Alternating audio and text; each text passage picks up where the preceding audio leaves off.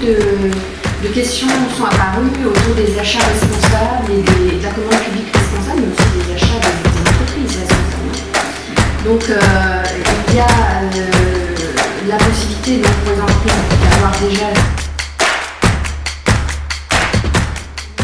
Bonjour Sophie Godel. Bonjour, je m'appelle Sophie Godel et donc je suis secrétaire confédérale à la CFDT en charge des sujets environnementaux et notamment des sujets biodiversité et depuis des années en réflexion sur aussi l'économie circulaire, les nouveaux modèles d'affaires, comment ils impactent nos emplois, notre travail et comment ils font muter les besoins, compétences et qualifications des salariés. Voilà.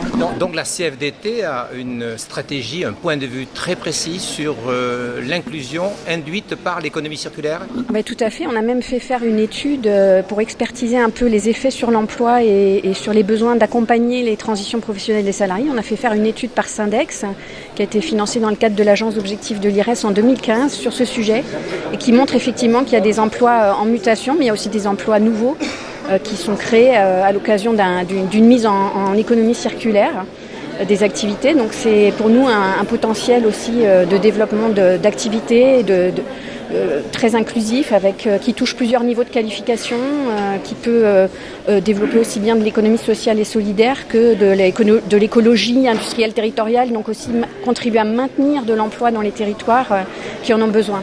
Quel intérêt voyez-vous à ce qu'on soit organisé à l'Assemblée nationale un colloque sur ce thème par hashtag le plus important ?